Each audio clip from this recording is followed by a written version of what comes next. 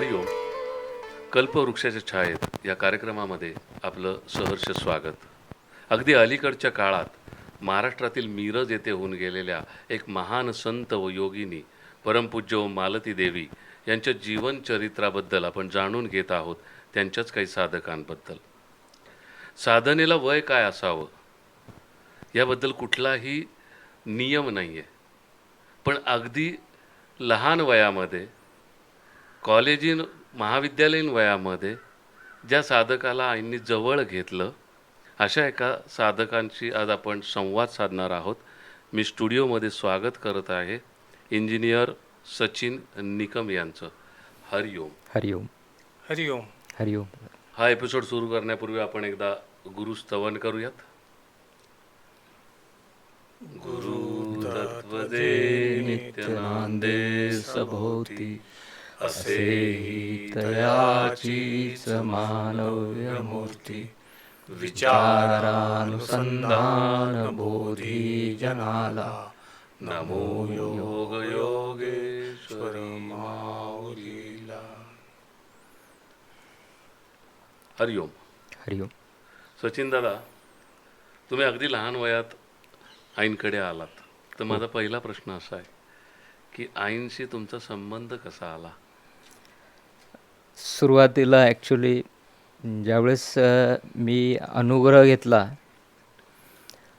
प्रथम, त्याच्या अगोदरची एक गोष्ट सांगतो. म्हणजे माझे आईवडील सुरुवातीला अनुग्रहित होते. 1989ला जाधव मावशी म्हणजे के.यू. अण्णांचं सत्संग जळगावला व्हायचा, त्यावेळेस जाधव मावशी पण त्या प्रचार प्रसारामध्ये सामील होत्या आणि त्या दरम्यान त्या घरी आल्यात जळगावला आणि आईला म्हणाल्या की सुधा की एक गुरु आलेले आहेत, तुला दर्शन घ्यायचं आहे का? आणि मग आई म्हणाली की ठीक आहे, मी येते. आई म्हणजे याच्यामध्येच लगेच त्यांच्याबरोबर गेली दर्शनाकरता. तर आईला माझ्या आईला खूप ओढ वाटू लागली सद्गुरू आईंची, की त्यांचं जे चैतन्य आहे, विशिष्ट व्यक्तिमत्व आहे, ते पाहून आईला खूप एक वेगळं जाणवलं. आईंचं जे संतपणा म्हणता अस्तित्व ते जाणवायला लागलं आईला. त्याच्यानंतर मग आई घरी आली. मग जाधव मावशी म्हणे की तुला अनुग्रह घ्यायचा आहे का? मग त्याच दरम्यान अनुग्रह घेतला आईने, म्हणजे 1989मध्ये. बरं, म्हणजे आई वडिलांचा बॅकग्राऊंड होतं हो त्याच्यात. सचिन दादा, हां. आईंबरोबरच्या पहिल्या सत्संगात तुम्हाला काही अनुभव आला का? पहिलाच अनुभव म्हणजे मला ॲक्च्युली दिव्य दर्शन व्हायला लागले. शंकराची पिंड दिसली होती आणि त्याच्यावरती फुलं दिसले होते. मग मला ते ध्यानामध्ये पहिल्यांदाच जे दर्शन झालं त्याच्याने मला आश्चर्य वाटू लागलं की असं काही दर्शन वगैरे होतात. तर हा माझा पहिला अनुभव होता. अच्छा अच्छा, खूपच छान. मग याच्यामुळे आईंबद्दलचं तुमचं आकर्षण वाढलं का? हो, मला एक विशिष्ट आकर्षण जाणवायला लागलं आईंच्या शक्तीमुळे, त्या दिव्य शक्तीमुळे. आईंचं जास्त आपण अशा सद्गुरूंच्या सहवासात जावंसं वाटलं, राहावंसं वाटलं. त्यांच्या सहवासात एक शांती जाणवायला लागली. म्हणजे ओढ ती तुम्हाला तिकडे ओढ जास्त वाटायला लागली. आणि माझं वय तसं पाहिलं तर लहान होतो मी, अगदीच म्हणजे लहान शिक्षण घेत असताना ती अनामिक ओढ वाटायला लागली गुरूंची. अगदी खरं. आणि तुमच्या बाबतीमध्ये आईंचं एक विशेष प्रेम होतं असं मी नक्की म्हणेन, की जेव्हा तुम्हाला आईंनी रेमंड कॉलनीमध्ये त्यांच्या घरी बोलवून तुमच्या नाभीला स्पर्श केला, तो काय अनुभव होता? हो, तो अनुभव खूपच माझ्या जीवनामध्ये किंवा मला आलेला तो खूप कमी वयात आलेला. एक सद्गुरू आपल्याला बोलवतात. मला आईंनी जळगावला रेमंडला निरोप दिला की सचिन तू उद्या ये हेमंतदादांच्या घरी. आईंचं येणं जाणं, त्यांचे चिरंजीव जे होते हेमंत बाळ म्हणून, त्यांच्याकडे येणं जाणं राहायचं. मग त्यावेळेस आईंनी मला सांगितलं की तू उद्या ये, आंघोळ वगैरे करून ये, सकाळी 8 वाजेला ये आणि मी तुला स्पर्श करेल. जे कुंडलिनीसाठी, शक्तीसाठी, जागृतीसाठी तू येशील. तर मी त्यावेळेस दिलेल्या वेळेत गेलो होतो आईंकडे. मग त्यावेळेस मला आईंनी नाभीला स्पर्श केला आणि माझं ध्यान लागलं. ॲक्च्युली आईंच्या त्या स्पर्शामुळे, आईंच्या त्या चैतन्य शक्तीमुळे खूप ध्यान लागलं आणि माझ्या डोळ्यातनं खूप अश्रू यायला लागले. आणि त्या ध्यानामध्ये आई म्हणजे ॲक्च्युली समोर बसलेल्याच होत्या आई. स्पर्श केल्यानंतर म्हणजे त्या ऊर्ध्व दिशेला त्यांनी जो हाताचा स्पर्श जो आहे तो ऊर्ध्व दिशेला केला नाभिस्थानावरनं. आणि एक शक्ती जी निद्रिस्त होते ती जागृत झाल्यासारखी वाटली आणि ती ऊर्ध्व गतीला जात आहे असं जाणवलं. आणि मी डीप ध्यानामध्ये गेलो. म्हणजे ध्यान म्हणजे इन द सेन्स आपली धारणा जी असते म्हणजे एकाग्रता. त्या ध्यानामध्ये अ, खूप वेळ मला अश्रू यायला लागले. आईंच्या समोरच मी बसलेलो होतो आणि मला त्यावेळेस तर काही दर्शन झालं नाही. पण मी ज्यावेळेस उठलो ध्यानातनं त्यावेळेस मला एक आनंद किंवा एक चैतन्य जाणवायला लागलं. आपल्या शरीरामध्ये विशिष्ट एक शक्ती चं एक हे झालेलंच जाणवायला लागलं. संचार झाला शक्तीचा. हो, येस. इथेच मला एक महत्त्वाचा प्रश्न असा विचारायचा की कारण कुंडलिनी जागृती हा तसा साधा विषय नाही आहे. कारण त्यासाठी एक आसन शुद्धी लागते, सगळ्या गोष्टी शुद्धी लागते, एक बैठक लागते. त्या वेळेला गुरु तुमची कुंडलिनी जागृत करतात. पण तुम्ही अगदी वयाच्या 17व्या-18व्या वर्षात असताना कॉलेजमध्ये असताना आईंनी तुम्हाला बोलवलं ह्याचा अर्थ हां काहीतरी निश्चित असेल. पण तुम्हाला जाणीव झाली आहे का की असे काही पूर्वी अनुभव तुम्हाला असे आले का की आपण अध्यात्म मार्गामध्ये होतो किंवा काही असं वाटलं का? तर तो अनुभव आम्हाला प्लीज सांगा. हो, म्हणजे आईंच्या ज्यावेळेस मी आईंकडे गेलो त्याच्या अगोदर मी 9वीत असताना आलेला एक अनुभव सांगतो मी, की माझी कुठलीही आध्यात्मिक पार्श्वभूमी नव्हती आणि मला टायफॉईड झाला होता. आणि माझी आई, जन्मदात्री आई माझ्या कपाळावर पट्ट्या ठेवत होती आणि मला खूप शरीर तापलेलं होतं. त्या दरम्यानचा हा अनुभव 9वीत असतानाचा, की मी शरीराच्या बाहेर गेलो. म्हणजे 2 लोकं आले मला घ्यायला. त्यांनी सांगितलं की सचिन तूच आहे का?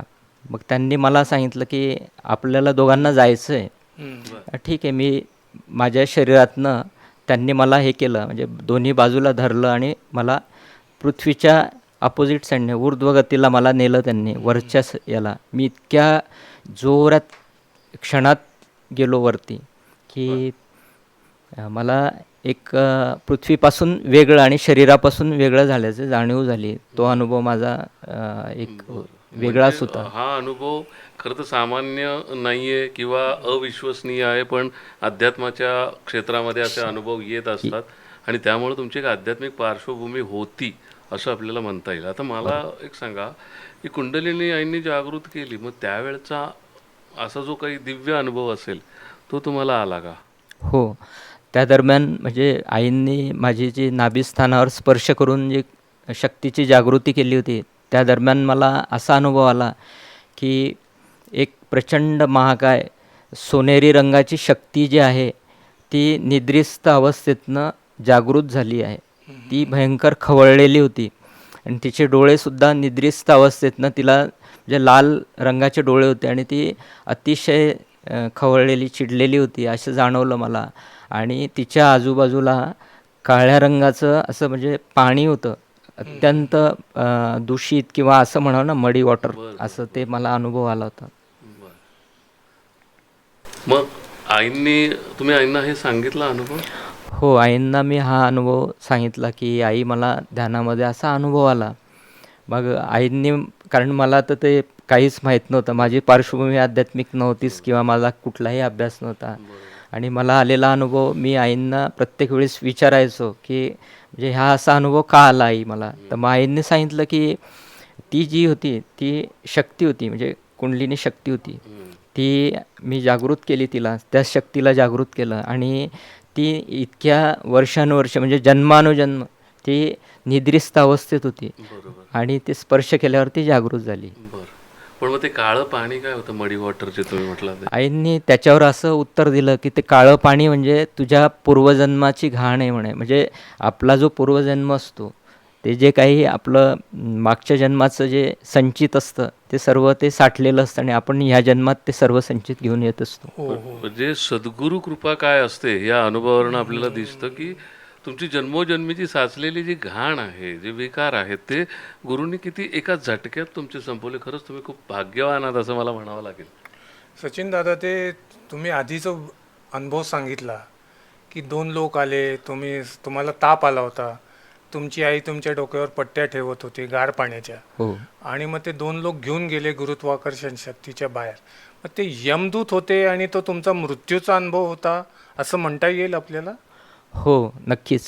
कारण काय झालं त्या अनुभवामध्ये म्हणजे मला जी जाणीव होती, ते 2 लोकं मला वरती घेऊन गेले आणि वरती घेऊन गेले तर तिथे एक व्यक्ती बसलेला होता आणि त्याच्या याच्यामध्ये बाळ होतं. हं. त्याने ते नाव बघितलं, याला कोण आणलं? त्यांना विचारलं, प्रतिप्रश्न केला, की चित्रगुप्त. चित्रगुप्त. हां. तर ते म्हणाले, की कोणाला आणलं तुम्ही? तर ते लोकं म्हणे, की याचं नाव सचिन आहे. मग त्याने लगेच बघितल्यावरती सांगितलं, की हा सचिन नाही आहे म्हणे. म्हणजे तुम्ही जे मी सांगितलं होतं सचिनला आणा, तो हा सचिन नाही आहे, ओ. असं सांगितलं. बरोबर आहे. पण मृत्यूचा अनुभव येणं हे ध्यान साधनेमध्ये फार मोठा मोठं. दिव्य हो. आणि गूढ अनुभव तो समजला त्याला फार महत्व आहे. हो, आणि दादा खरंच. मला असं एक वाटतं की हे जेव्हा वरती गेले किंवा त्यांना नेण्यात आलं, तर त्या वेळेला ती गुरुकृपा आहे. हो. कारण गुरूंच्या आज्ञेशिवाय यमदूतही तुम्हाला नेऊ शकत नाही असं म्हटलं जातं. तर तुमच्या आयुष्यात जरी गुरु नसले तरी गुरुकृपा मात्र होती. खरं आहे. हे या अनुभवातनं हे देखील एक सिद्ध होऊ शकतं. अगदी खरं आहे. त्याच्यानंतर त्यांनी त्या 2 लोकांना आदेश दिला, की याला जिथून आणलं तिथे सोडून द्या. बरं. मग त्यांनी मला पुन्हा माझ्या दोन्ही बाहूंना धरलं आणि आपल्याला खाली जायचं असं सांगितलं. मग मी त्यांच्याबरोबर खाली आलो. खाली पृथ्वी होती आणि म्हणजे एवढ्या क्षणात प्रचंड वेगाने अगदी सेकंदाच्या काही फ्रॅक्शन ऑफ सेकंदमध्ये मी माझ्या शरीरात परतलो आणि ते लोक चालले गेले. त्याच्यानंतर माझी आई मला गालावर अशी मारत होती, "ए सचिन, तुला काय झालं? सचिन उठ ना, सचिन उठ ना" म्हणत होती. तर मी शरीरात आल्यानंतर मग मी डोळे उघडले तर माझी आई पट्ट्या ठेवत असताना दिसली मला आणि मला ते ताप कमी झालेला होता आणि मी माझ्या पूर्ण शरीरात पुन्हा प्रवेश केला होता. हा अनुभव मला 9वीत असताना आला होता. बरं. याविषयी तुम्ही कधी बरोबर चर्चा केली का या अनुभवाविषयी? मग आईंशी आईंनी काय मी उत्तर दिलं? आईंशी मी बोललो होतो, तर आईंनी त्यावर मला मार्गदर्शन केलं, की मी डायरीत सुद्धा माझा अनुभव लिहिलेला आहे. कारण मी त्यावेळेस डायरी पण लिहायचो. आईंनी ते सांगितलं, की तुला असं ते आहे प्राप्त, की तू शरीराच्या बाहेर जाऊ शकतो. वा. एक आहे. वंडरफुल. म्हणजे ही तुमची पूर्वजन्मीची साधना साधना आहे आहे. असं हो. आपल्याला म्हणावं लागेल. पूर्वजन्मीचे योगीच आहेत तुम्ही. हं. पण ह्या जन्मामध्ये आईने तुम्हाला कुंडलिनी शक्ती जागृत करून पुढच्या वर्गामध्ये तर घातलं. मग पुढच्या वर्गाचा अभ्यास आईंनी कसा करून घेतला? हो, अगदी म्हणजे मला काहीही माहिती नसताना आईंनी प्रत्येक साधनेमध्ये मला मार्गदर्शन केलं. मी म्हणजे आईंनी मला ध्यानाला बसवताना मी म्हणजे प्रत्येक साधकांना पण आईंचं जे सांगू इच्छितो काय पुढच्या पिढीसाठी ते खूप महत्त्वाचं आहे. म्हणजे ध्यान कसं लावावं, तर मला ते मुद्रा पण आईंनी सांगितलं होतं. ध्यानाला बसताना आपण ज्ञानमुद्रा आणि हा जो आहे डाव्या हातावर उजवा हात ठेवायचा आणि ते नाभीचक्र याच्या खाली ठेवायचा हात. बरं. असं मला ती साधनेची पार्श्वभूमी आईंनी सांगितली होती. प्राणायामाविषयी काही मार्गदर्शन विशेष असं आईंनी तुम्हाला केलं का? हो, आईंनी मला शीतळी प्राणायाम वगैरे सांगितला होता आणि तो पण मला अगदी जमायला लागला. खूप सोपा आहे आणि तो मी करायचो. आणि मग त्याने काय लाभ व्हायला लागला? त्याच्याने ज्यावेळेस ही शक्ती जागृत होते त्यावेळेस शरीरात उष्णता वाढते. तर आईंनी सांगितलं होतं, की आहारशुद्धी तसंच उष्णता वाढल्यानंतर तुला शरीर थंड करण्यासाठी याची गरज लागेल. तर तू तो प्राणायाम करत जा, शीतळी प्राणायाम. तर जिभेची विशिष्ट हे करून त्याचं जिभेला तसं हे करून श्वास जो आहे तो जिभेने आत घ्यायचा असतो. त्याच्यामुळे आतमधल्या ज्या याच्यामध्ये शरीराला थंड वाटायला लागतं. म्हणजे उष्णता जी आहे ती कमी होते. आणि आणखी काही मार्गदर्शन आईंनी केलं? आहाराच्या विषयी आईंनी मार्गदर्शन केलं होतं, की सात्विक आहार, कांदा लसूण वगैरे सोडायचं. त्याच्यानंतर सात्विक आहार घ्यायचा. तसेच तूप, गावरानी शुद्ध तूप ते घ्यायचं. म्हणजे आणि यमनियमांच्या बाबतीत आई तुम्हाला काय बोलल्या? हो, यमनियम जे आहे ॲक्च्युली ते सर्व पाळले पाहिजे. पण आईंनी एक साधना करून घेण्याच्या दृष्टीने साधकांना जे स्पर्शाने हे केलं होतं, जागृती केली होती. त्याच्यामध्ये हे ज्या पायऱ्या आहे यम नियम जे पतंजली सूत्रामध्ये सांगितलेलं आहे, यम नियम आसन प्राणायाम ध्यान धारणा समाधी ह्या ज्या पायऱ्या आहे त्याच्यापैकी 6व्या पायरीपर्यंत आईंनी जी शुद्धता आहे किंवा त्या गुरुच्याच ह्या मार्गदर्शनाखाली आम्हाला नेऊन सोडलं होतं. बरं. म्हणजे आई नेहमी म्हणायचे ना की मी साधकांना डायरेक्ट ध्यानाच्या पायरीवरती नेऊन ठेवते आणि हो. ते तुमच्या बाबतीमध्ये तुम्हाला हो. प्रत्यक्ष तो हे अनुभव तुम्ही जे आलेला आहे. म्हटले की तुमची काही साधना हो. पार्श्वभूमी नसताना तुम्ही या मार्गात कसे आले, तर हे आईंच्या कृपेनंच शक्य कृपेने. झालं. म्हणजे गुरुकृपा ही काय करू काय? शकते याचं एक उत्तम उदाहरण, आणखी एक उदाहरण आपल्याला इथं पाहायला मिळतं. आता मला सांगा की कॉलेज सुरू आहे, एकीकडे 17-18 वर्षात तुम्ही, आज काहीतरी 12वी तुमचं असेल, हे सांभाळून ध्यान कधी आणि कसं करत होता? मी पहाटेला ध्यान करायचो आणि माझा अभ्यासही राहायचा. माझा अभ्यास साधारणतः मी 10 ते 1 वाजेपर्यंत करायचो, रात्रीपर्यंत, आणि सकाळी पुन्हा ध्यानाला उठायचो. म्हणजे योग आणि अभ्यास हे दोन्ही मी साधण्याचा प्रयत्न केला. कुंडलिनी जागृतीनंतर तुम्ही मिरज तपोवनात एकदा गेला होता. हो. तिथे तुम्हाला एक चित्तथरारक अनुभव आला. तो काय नेमका अनुभव होता? अ, कुंडलिनी जागृतीनंतर आईंनी समोर ध्यानाला बसवून घेतलं होतं त्यावेळेस मला. आणि मला म्हणजे पहाटेला आईंनी सांगितलं की ब्राह्ममुहूर्तावर उठायचं आहे, आदल्या दिवशी सांगितलं होतं. मी त्याप्रमाणे उठलो. त्याच्यानंतर आईंनी मला समोर ध्यानाला बसवून घेतलं. पण मी एक गुरूंना हट्ट धरला होता की मला विश्वरूप दर्शन द्यावं आणि तुमचं स्वरूप सांगा मला आई, बरं. तुमचं स्वरूपाचं दर्शन द्या, असं मी सांगितलं. मला तसं 12वीच्या कमी वय आणि आईंना असं गुरूंना, एवढ्या मोठ्या गुरूंना असं बोलणं, खरं. ते मला काहीच म्हणजे हे त्यावेळेला नव्हतं. आपल्याला ती जाण समज नव्हती. तरी पण मी ते हे करून बोललो आईंना की तुमचं स्वरूपाचं दर्शन द्या. तर मला आईंनी हसून म्हटलं, जा म्हणे स्वयंपाकघरात आणि तिथे फोटो आहे म्हणे. आणि मी त्या फोटोजवळ गेलो. आईंना म्हटलं की स्वयंपाकघरात तर एक पार्वती आणि पिंडीच्या इथे पार्वती पूजा करते, हाच फोटो आहे म्हटलं. पण मला तुमचं खऱ्या स्वरूपाचं दर्शन द्या, असं मी हट्टच धरला आईंना. बालहट्ट. वाटतं. आणि तो आईंनी पूर्ण केला का? हो. मग त्या दिवशी आईंनी मला सांगितलं की ब्राह्ममुहूर्तावर उठ, आपण मग कुंडलिनीचं पुन्हा एकदा तिला स्पर्श करण्यासाठी मी हे करते. मी पहाटे 4ला स्नान केलं. आई माझ्या अगोदर सगळं रेडी होत्या, तयार होत्या. तिथे ब्राह्मणवाड्यामध्ये आई स्वामी शिवानंदांच्या जे मंदिर होतं त्याच्या बाजूला आसनस्थ झालेल्या होत्या.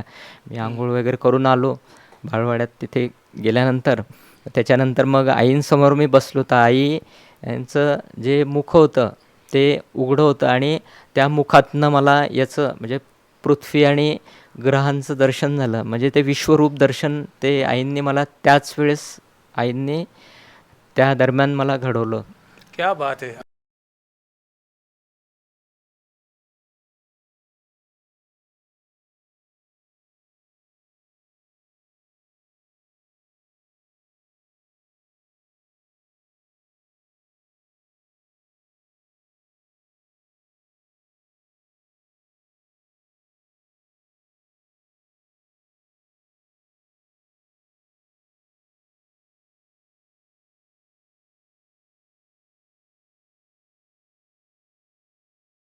अखिल ब्रह्मांड नायिका परिव्राजकाचार्य परमहंस योगिनी विश्वमाता सद्गुरु महालक्ष्मी आई की जय. दादा, आत्ता आम्हालाही स्पंदनं जाणवली, खरंय. जबरदस्त स्पंदनं जाणवली. म्हणजे ही व्हायब्रेशन्स जबरदस्त जबरदस्त ती खरंच इथं आता या हलवून टाकलं स्टुडिओ तुम्ही आम्हाला. तो अनुभव जो होता हा खूपच म्हणजे मला आलेला अनुभव हा मला अजूनही तसा डोळ्यासमोर दिसतो की आईंचं जे विश्व दर्शन आहे ते किती हे असेल, दिव्य असेल तो अनुभव. आणि अजूनही ते जाणवतं मला आईंचं. तुम्ही फारच भाग्यवान की या जन्मात तुम्हाला गुरूंनी विश्वरूप दर्शन दिलं. खरंच खरंच खूप खूप. अगदी खूपच छान. तुमच्या डोळ्यातनं अश्रू आलेत दादा. हो, अश्रू जरा तुम्ही पुसून घ्या अशी मी विनंती करेल. की खरंच आहे. आणि हे आनंद अश्रू आहेत, हे हो. भाग्याचे अश्रू आहेत. असं अश्रू डोळ्यामध्ये येणं हे खरंच भाग्य आहे.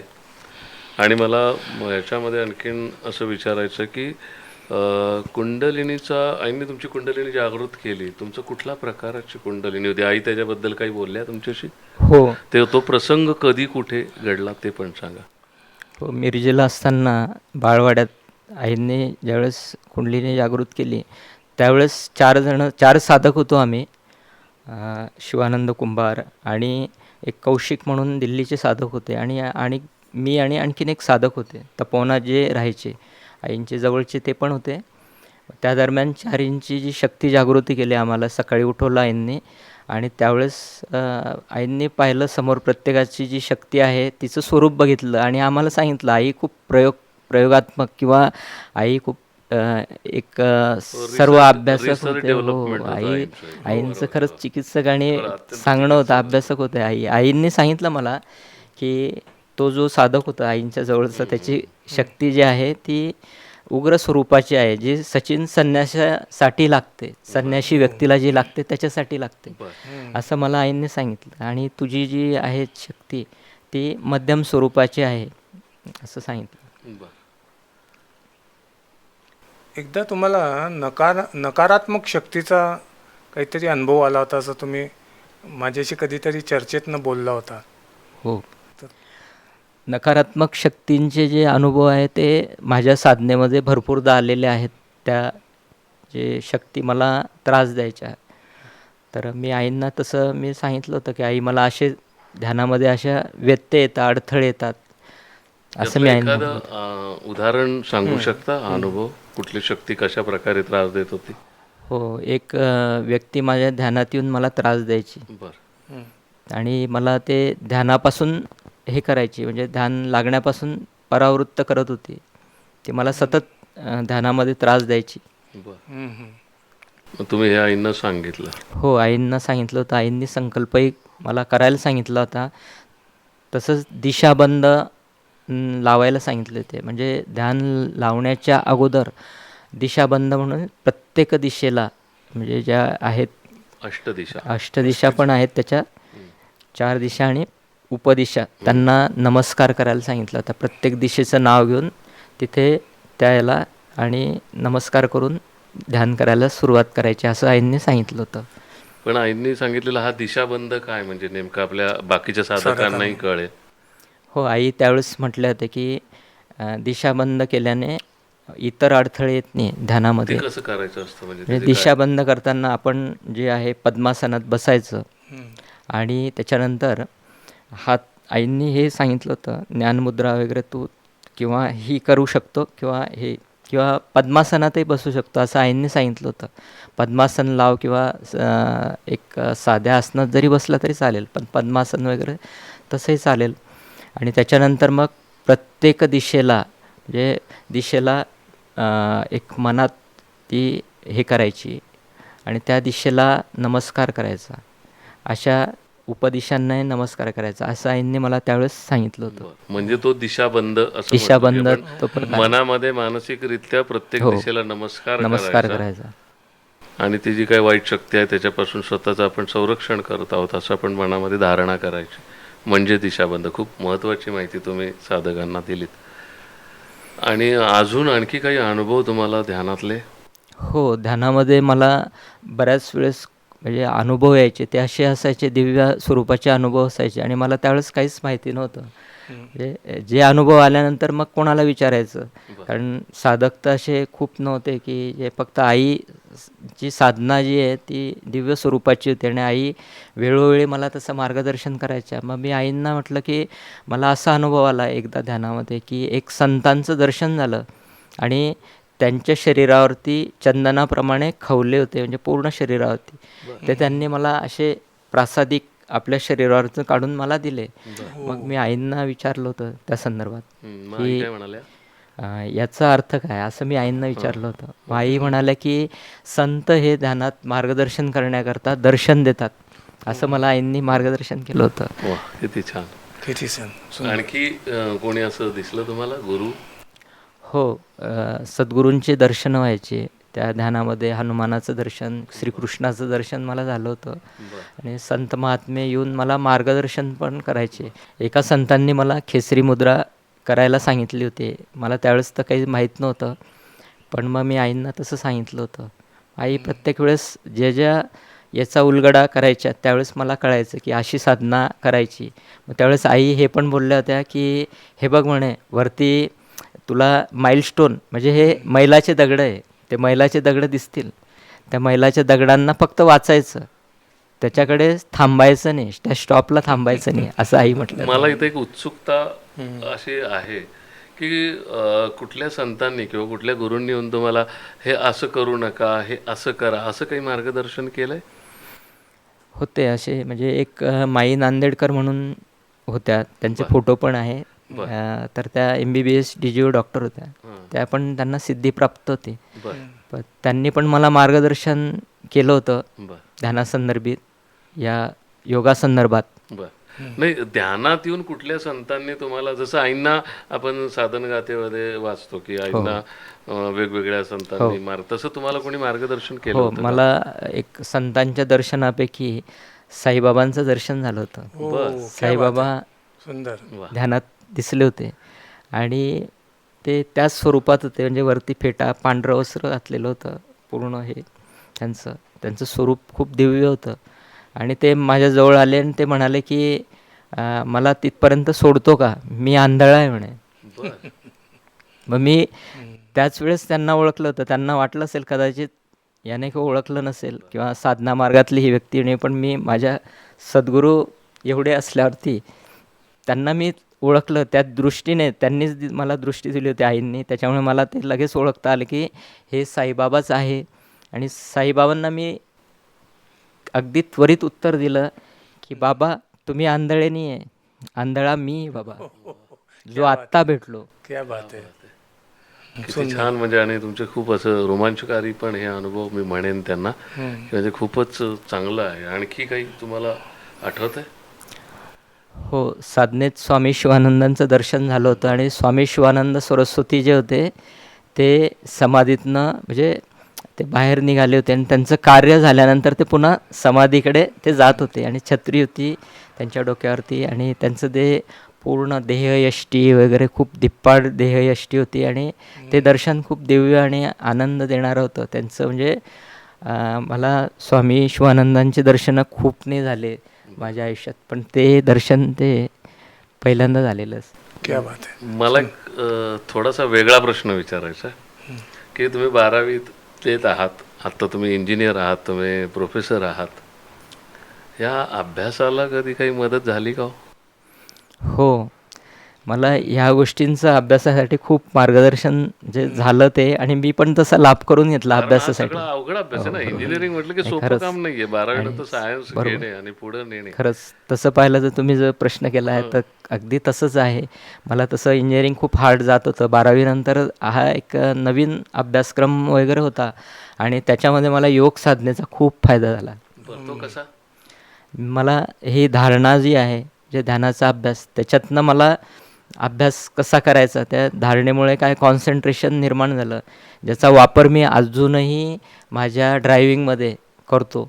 जे कॉन्सन्ट्रेशन आहे त्याच्यामुळे माझं आताही एकही ॲक्सिडेंट वगैरे आत्तापर्यंत झालेला नाही. वा, जी धारणेचा उपयोग मी त्याच्यासाठी करून घेतलेला आहे. अगदी खरं. सुंदर, म्हणजे सुंदर. आपल्या व्यावहारिक उदाहरण. तरुण साधकांनी ही गोष्ट लक्षात घेतली पाहिजे की आपली धारणा जर पक्की असेल तर ध्यानाचा आणि धारणेचा आपल्या व्यावहारिक आयुष्यामध्ये आपल्याला खूप मोठा लाभ होऊ शकतो. हे तुम्ही फार छान सांगितलं.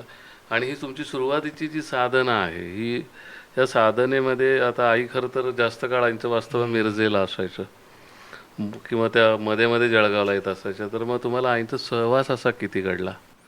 आईंचा सहवास जवळून खूप घडला. तो एक आणखीन छान अनुभव आहे. तर त्याच्यामध्ये मला आईंनी रेमंडला ज्यावेळेस बोलवलं होतं, आई प्रत्येक भेटीमध्ये जळगावला रेमंडला बोलवायच्या आणि सांगायच्या की ती ये. मग जे ध्यानामधली जी प्रगती आहे ती आई अभ्यासायच्या समोर ध्यानाला बसून याची किती प्रगती झाली आहे हे आई पाहायच्या. सचिन दादांशी हा आपला संवाद असा सुरू राहणार आहे. भेटूयात पुढच्या भागात. हरिओम. हरिओम.